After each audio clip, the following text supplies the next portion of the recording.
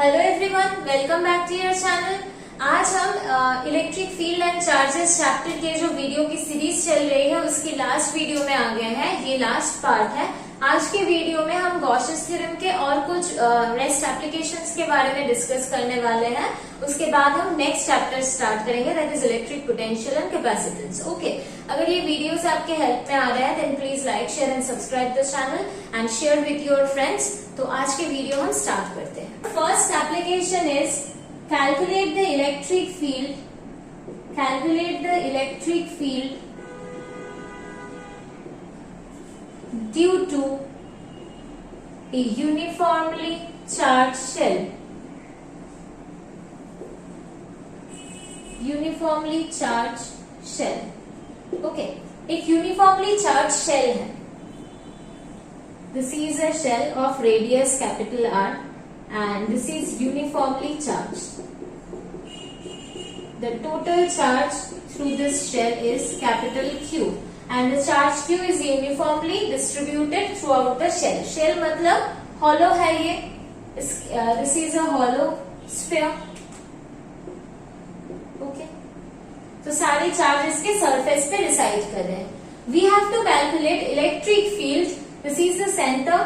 We have to calculate electric field inside the shell and outside the shell. ये हमें निकालना है। Okay, using Gauss's theorem. तो पहले हम inside the shell निकालने की कोशिश करते हैं। Inside the shell एक पॉइंट ले लेते हैं। This is the point P1. The distance of the point P1 from the center is small r.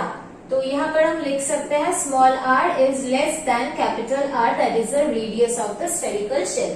इस स्मॉल आर डिस्टेंस के जो पॉइंट है P1, यहीं पर हमें इलेक्ट्रिक फील्ड निकालना है due to this spherical shell. Okay, तो पहले की जो स्टेप है हमारी गॉसियन थ्योरम अप्लाई करने का, वो है एक गॉसियन सरफेस कंसीडर करना है, जो गॉसियन सरफेस चार्ज डिस्ट्रीब्यूशन के हिसाब से सिमेट्रिक हो। पहले की दो वीडियो में ये हम डिस्कस कर चुके हैं। तो यहाँ पर हम गॉसियन सरफेस कैसा लेंगे?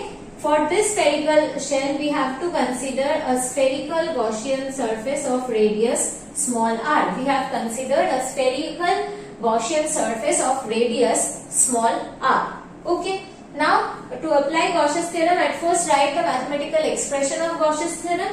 That is E dot ds q enclosed by epsilon naught. Okay. So now E dot ds, यहाँ पर हमें इलेक्ट्रिक फील्ड का डायरेक्शन और एरिया वेक्टर का डायरेक्शन पता होना चाहिए। इलेक्ट्रिक फील्ड का डायरेक्शन क्या होता है? From positive charge electric field originate करता है। So for this positively charge shell, electric field lines will go radially outward. These are the direction of the electric field lines, right. और जो area vector है, वो area vector किसका area लेना है? This is the area of Gaussian surface. Okay, तो ये जो गॉसियन सरफेस है ये भी स्फेरिकल है, तो इसका अगर कुछ एरिया लेंगे तो उसका एरिया वेक्टर भी रेडियली आउटवर्ड ही होगा। तो इलेक्ट्रिक फील्ड वेक्टर्स भी रेडियली आउटवर्ड है और जो गॉसियन सरफेस का एरिया वेक्टर है वो भी रेडियली आउटवर्ड है। So angle between E vector and DS vector is 0। सो यहाँ पर हम लिख सकते हैं E ds cos 0 is equals to Q enclosed by epsilon naught. यहाँ पर जो Q enclosed लिखा होता है उसका मतलब होता है the charge enclosed by the Gaussian surface. So यहाँ पर ये जो रेड डॉटेड सरफेस आपको दिख रहा है, this is the Gaussian surface.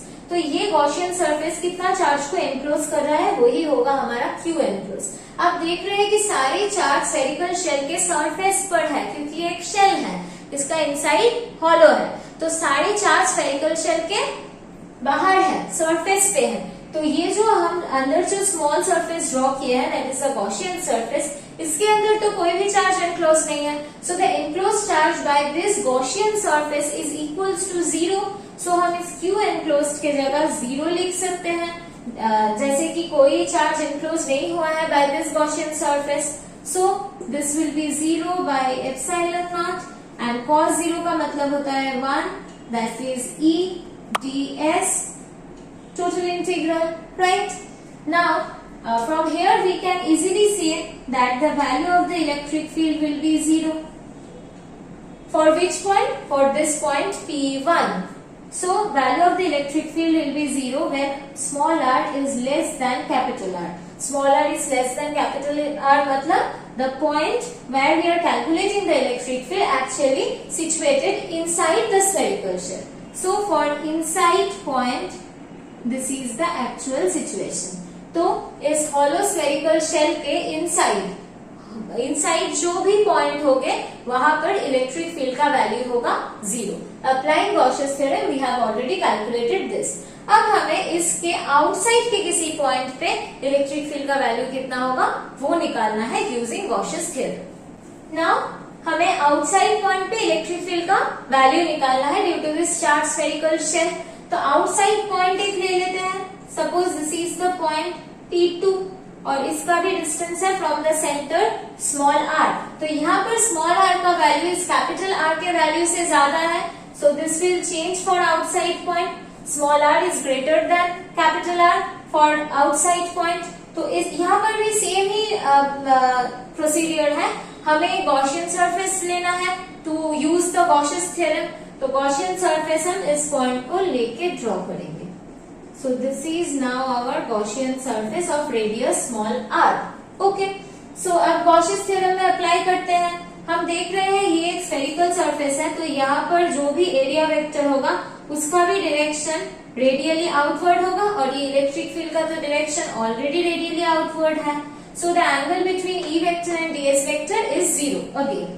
So we can write E ds cos 0 integration is equals to q enclosed by epsilon naught.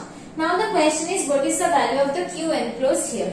Here the Gaussian surface is enclosing the entire charge of the spherical shell. ये जो पूरा spherical shell है ये Gaussian surface के अंदर आ चुका है. तो ये पूरा spherical shell में जितना चार्ज है वो सारे Gaussian surface के अंदर आ चुके हैं. So the enclosed charge is equals to the total charge situated on the surface of the spherical shell. ये spherical shell के surface पे capital Q charge uniformly distributed था. तो ये पूरा capital Q charge Gaussian theorem के अंदर Gaussian surface के अंदर आ चुका है. So the Q enclosed by this Gaussian surface is equals to capital Q here. So यहाँ पर हम लिख सकते हैं E ds cos 0 का मतलब होता है 1 is equals to capital Q by epsilon naught. और अब हम देख रहे हैं कि इस पॉइंट से इस स्फीयर के सारे पॉइंट से इस स्फीयर के जो सारे पॉइंट्स है इससे ये जो गॉसियन सरफेस है वो इक्वल डिस्टेंस में है. मतलब स्फीयर के इस पॉइंट से गॉसियन सरफेस का जितना डिस्टेंस है इस पॉइंट पे गॉसियन सरफेस का उतना ही डिस्टेंस है. पहले ही बता चुके हैं जब हम गॉसियन सरफेस लेते हैं ऐसे ही लेते हैं कि चार्ज डिस्ट्रीब्यूशन के साथ सिमेट्रिक हो. इसके वजह से ये सारे पॉइंट गॉसियन सरफेस के ऊपर जितने सारे पॉइंट हैं सारे पॉइंट में इलेक्ट्रिक फील्ड का वैल्यू सेम होगा, सिर्फ डायरेक्शन अलग अलग होगा. So the value of the electric field on the each point of the Gaussian surface due to the spherical shell is same. So the value of the electric field is constant throughout the Gaussian surface. So constant को हम integration से बाहर ले सकते हैं. Integration of ds q by epsilon naught. Always ये याद रखना है ये जो ds है ये होता है गॉसियन सरफेस का एरिया और किसी का एरिया नहीं. मतलब ये स्फेरिकल शेल का एरिया बिल्कुल नहीं है, ये गॉसियन सरफेस का एरिया है. हर एक प्रॉब्लम में जहां जहां हम गॉसियन थ्योरम अप्लाई किए हैं सब में ये ds होता है गॉसियन सरफेस का एरिया. तो यहाँ पर जो गॉसियन सरफेस है उसका रेडियस है स्मॉल r. तो एक स्फीयर जिसका रेडियस स्मॉल r हो उसका सरफेस एरिया होता है 4 पाई r स्क्वायर. तो ये एरिया भी होगा 4 पाई स्मॉल r स्क्वायर. ये चांस रहता है गलत होने का, लोग इसको कैपिटल R लिख देते हैं, इसलिए मैं बार बार बोल रही हूँ ये जो एरिया है ये गॉसियन सरफेस का एरिया है, स्फेरिकल शेल का एरिया बिल्कुल नहीं है. सो 4 pi small r square is equals to q by epsilon naught. So from here we can write E is equals to q by 4 pi epsilon r square. Okay, so electric field का direction किस तरफ है? Radially outward. We can see this. So इस expression को हम ऐसे लिख सकते हैं. This is for outside point where small r is greater than capital R. Inside सारे पॉइंट में इलेक्ट्रिक फील्ड 0 था. तो अगर हमें पूछे कि इलेक्ट्रिक फील्ड का वेरिएशन दिखाओ विद डिस्टेंस तो हम क्या करेंगे? हम इलेक्ट्रिक फील्ड का वेरिएशन विद डिस्टेंस अगर दिखाने के लिए बोले, up to the surface electric field का वैल्यू था 0। After the surface for every outside point electric field r² के साथ इनवर्सली प्रोपोर्शनल है, लाइक दिस। ओके, ये इस सिचुएशन का है। जो पहले हम कर चुके थे प्लेन शीट के लिए, वहां पर डिस्टेंस के ऊपर डिपेंड ही नहीं करता था इलेक्ट्रिक फील्ड। ओके, और जो लाइन चार्ज के लिए कर चुके थे वहां पर इलेक्ट्रिक फील्ड डिस्टेंस के साथ इनवर्सली प्रोपोर्शनल था। और यहाँ पर up to surface electric field 0 है, after the surface for every outside point electric field is inversely proportional with r²। I hope आपको ये प्रॉब्लम समझ में आया होगा। अब हम चलते हैं नेक्स्ट डेरिवेशन पे। अगर ये सारी चीज आपके काम की लग रही है और यूजफुल हो रहा है आपके लिए, then please like, share and subscribe the channel to get more videos like this. तो चलते हैं नेक्स्ट डेरिवेशन पे। हमारा नेक्स्ट डेरिवेशन है calculate the electric field due to a uniformly charge conducting sphere. वो था स्फेरिकल शेल, ये conducting sphere है। पहले हम कंडक्टिंग स्फीयर डिस्कस करेंगे, फिर नॉन कंडक्टिंग स्फीयर भी डिस्कस करेंगे। तो कंडक्टिंग स्फीयर में जो की पॉइंट होता है, सपोज ये कंडक्टिंग स्फीयर है, चार्ज Q ये पूरे स्फीयर में डिस्ट्रीब्यूटेड है। ओके, और इस कंडक्टिंग स्फीयर का रेडियस है कैपिटल R। ओके, हमें इनसाइड पॉइंट और आउटसाइड पॉइंट के लिए इलेक्ट्रिक फील्ड निकालना है, सेम थी। पर यहाँ पर जो की पॉइंट है फॉर ए कंडक्टिंग स्फीयर, कोई चार्ज उसके अंदर रिसाइड नहीं करता। This is a sphere, not a spherical shell, but still ये हॉलो नहीं है, बट स्टिल इसके अंदर कोई चार्ज रिसाइड नहीं करेगा। सारा चार्ज जो है इसका सरफेस पे चला जाता है for any conducting body. So in that case suppose we are taking this as a inside point, the radius is r। तो हम ऐसे गॉसियन सरफेस कंसिडर करेंगे, तो हमें क्या लगेगा कि यहाँ पर तो ऑलरेडी चार्ज एनक्लोज्ड है, बट ये एक कंडक्टिंग स्फीयर है, तो इसका जो सारा चार्ज होगा ये इसका सरफेस पे चला जाएगा, इनसाइड कोई भी चार्ज नहीं रहेगा। तो enclose charge by this Gaussian surface will also become 0, okay, as it is a conducting sphere. तो क्या होगा, इनसाइड पॉइंट में इनक्लोज चार्ज 0 होने का क्या मतलब होता है, वो हम प्रीवियस डेरिवेशन में देख ही चुके हैं। इलेक्ट्रिक फील्ड का वैल्यू 0 हो जाता है। और आउटसाइड पॉइंट जो हम लेंगे, suppose this P2 it's outside point, तब ये बनेगा हमारा गॉसियन सरफेस। इस गॉसियन सरफेस के अंदर पूरा चार्ज जो स्फीयर में है वो एनक्लोज हो रहा है, तो यहाँ पर एनक्लोज चार्ज होगा Q। तो आउटसाइड पॉइंट में हमारा इलेक्ट्रिक फील्ड बन जाएगा Q/4πε0 r²। Okay, this is the expression for charge conducting sphere. आपको प्रीवियस वीडियो से लग सकता है कि शेल होने पर ही सिर्फ enclose charge due to the inside point 0 हो जाता है, लेकिन एक और केस भी है जहां पर इनसाइड इलेक्ट्रिक फील्ड 0 होता है, वह चार्ज कंडक्टिंग स्फीयर, क्योंकि ये सॉलिड स्फीयर होने से भी कोई भी चार्ज इसके अंदर नहीं रहता। If it is a conducting sphere, no charge will reside inside the sphere. All the charge will go at the surface of the sphere. So the charge enclosed by the Gaussian surface for this inside point is also 0. So conducting sphere और किसी conducting body के inside में electric field का value 0 होता है. Okay? From here you will get this. This is a special case. Now we will discuss charged non-conducting sphere. This is another case. ये एक non conducting sphere है। This is a non conducting sphere where Q charge is uniformly distributed. Okay, non conducting sphere में सारा charge surface में नहीं चला जाता, पूरे बॉडी में यूनिफॉर्मली डिस्ट्रीब्यूटेड होता है। ओके, सो इसके लिए suppose this is the centre and this is the radius. तो एक आउटसाइड पॉइंट लेते हैं, this one P1, the distance is small r। इस P1 पॉइंट में हमें इलेक्ट्रिक फील्ड निकालना है। तो पहले हम क्या करेंगे, इस P1 पॉइंट से लेके एक गॉसियन सरफेस ड्रॉ करेंगे, राइट। सो यहाँ पर हम इलेक्ट्रिक फील्ड का डायरेक्शन किस तरफ होगा, this is positively charge sphere, so सारे इलेक्ट्रिक फील्ड ऐसे आउटवर्ड जाएगा। This is the direction of the electric field, right. और जो एरिया वेक्टर है इस गॉसियन सरफेस के, this will also be radially outward. So electric field vector का direction और एरिया वेक्टर का डायरेक्शन सेम ही है. So angle between electric field and area vector is 0. Then we can write EDS cos 0 Q enclosed by epsilon naught. Now the value of the Q enclosed. ये जो dotted line है ये Gaussian surface है. ये पूरे sphere का जो charge है सबको एनक्लोज कर चुका है.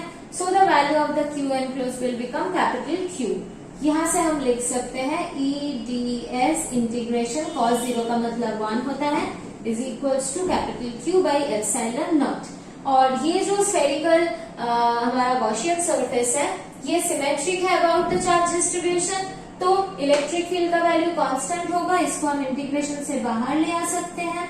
और सारे वीडियोस में हम ये इलेबोरेटली डिस्कस कर चुके हैं. सो यहाँ पर हम शॉर्ट में कर रहे हैं कि एक ही बात बार बार ना बोले. ये याद रखना ये ds मतलब ये एरिया गॉसियन सरफेस का एरिया है. तो गॉसियन सरफेस का रेडियस क्या है स्मॉल r. तो एक स्फीयर जिसका रेडियस स्मॉल r है उसका सरफेस एरिया होगा 4 पाई स्मॉल r स्क्वायर. तो इसको हम लिख सकते हैं E 4 pi small r square equals to Q by epsilon naught. तो this is E vector by Q by 4 pi epsilon naught r square r cap. This is the electric field vector for outside point when small r is greater than capital R. Then it is for outside point. Okay, outside point के लिए ये होगा. ये हम already discuss कर दिए हैं. अब हम इसका इनसाइड पॉइंट को डिस्कस करेंगे जो बाकी सारे केसेस से क्वाइट डिफरेंट है. तो ध्यान से देखिए इसका इनसाइड पॉइंट क्या होता है for non conducting sphere. Inside का एक पॉइंट कंसिडर करते हैं. This is the inside point. Okay, इस पॉइंट के लिए हमें इलेक्ट्रिक फील्ड निकालना है P2 पॉइंट. तो जो पॉइंट में हमें इलेक्ट्रिक फील्ड निकालना है उस पॉइंट के थ्रू हमें गॉसियन सरफेस ड्रॉ करना है. So this is the Gaussian surface of radius small r. Okay. तो यहाँ पर हम लिख सकते हैं सिमिलरली यहाँ पर भी हमें पता है इलेक्ट्रिक फील्ड का डायरेक्शन भी रेडियली आउटवर्ड है. इसका एरिया वेक्टर भी रेडियली आउटवर्ड है. तो इन दोनों में एंगल 0 डिग्री है. तो यहाँ पर हम लिख सकते हैं EDS cos 0 इंटीग्रेशन. जो चीज डिफरेंट है यहाँ पर वो है Q enclosed. Q enclosed का वैल्यू कितना होगा. ये जो चार्ज है ये तो सरफेस में आने गया है क्योंकि ये नॉन कंडक्टिंग है. तो सारा चार्ज इसके बॉडी में यूनिफॉर्मली डिस्ट्रीब्यूटेड है. तो यहाँ पर जो चार्ज एनक्लोज्ड होगा बाय दिस गॉसियन सरफेस वो हमें निकालना है. ये पूरे स्फीयर का ये जो पूरे नॉन कंडक्टिंग स्फीयर है इसका एरिया कितना है, इसका वॉल्यूम कितना है. इसका वॉल्यूम है 4/3 पाई कैपिटल R क्यूब. ये पूरा वॉल्यूम है इस नॉन कंडक्टिंग स्फीयर का. इस पूरे वॉल्यूम में कितना चार्ज डिस्ट्रीब्यूटेड है कैपिटल Q. और ये जो चार्ज है ये जो गॉसियन सरफेस है गॉसियन स्फीयर है इसमें इसका रेडियस क्या है स्मॉल r. तो इसका वॉल्यूम होगा 4/3 pi small r cube. Right. So इतना सारा पूरा वॉल्यूम में अगर Q चार्ज डिस्ट्रीब्यूटेड है तो यूनिट वॉल्यूम में चार्ज डिस्ट्रीब्यूटेड होगा Q divided by 4 pi r cube. और इससे हम निकाल सकते हैं यूनिट वॉल्यूम में अगर इतना चार्ज डिस्ट्रीब्यूटेड होगा तो इतना वॉल्यूम में कितना चार्ज डिस्ट्रीब्यूटेड होगा by just following unitary method. पूरे जो स्फीयर का एरिया है वॉल्यूम है वो है 4/3 पाई कैपिटल R क्यूब. इसमें चार्ज डिस्ट्रीब्यूटेड है capital Q. So unit volume में इतना चार्ज डिस्ट्रीब्यूटेड है by following unitary method we are telling this. तो इतना वॉल्यूम में कितना चार्ज डिस्ट्रीब्यूटेड होगा that will be our Q enclosed. Unit volume में चार्ज डिस्ट्रीब्यूटेड है Q by 4/3 pi R cube.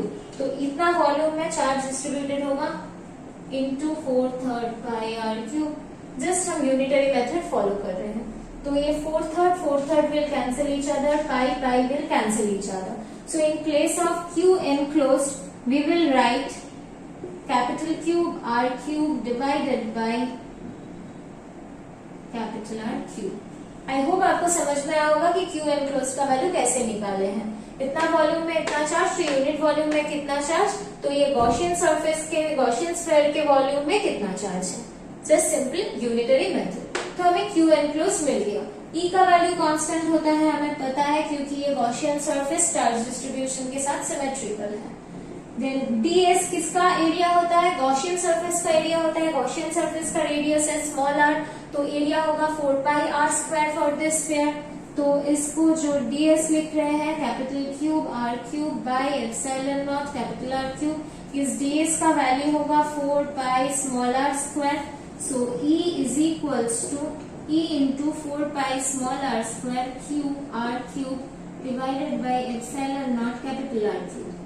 This will cancel each other. So from here we can write that E Q R by 4 pi epsilon naught capital R cube, और हमें पता है electric field का direction होता है radially outward. सो इसको हम ऐसे लिख सकते हैं, this is for inside point, this is for inside point where R is less than capital R।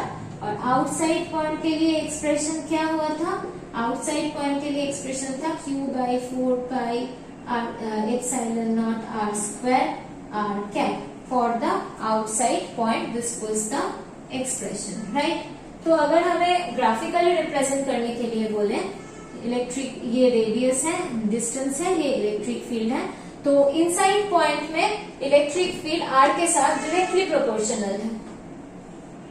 After reaching the surface electric field R के साथ R स्क्वायर के साथ इनवर्सली प्रोपोर्शनल है। So here E inside is directly proportional with R and E outside is inversely proportional with R square. ये होता है हमारा graphical representation. आई hope आपको ये सारे डिस्कशन समझ में आया होगा। अगर कोई भी प्रॉब्लम है then write in the comment section. ये चैप्टर हमारा खत्म हो चुका है। अगले वीडियो से आप देखेंगे new chapter that is electric potential and capacitance. Please like share and subscribe the channel और आपका फीडबैक कमेंट सेक्शन में जरूर लिखिएगा। अगर आपको पूरा क्लास 12 के सिलेबस ऐसे चाहिए then please write in the comment section. Thank you everyone.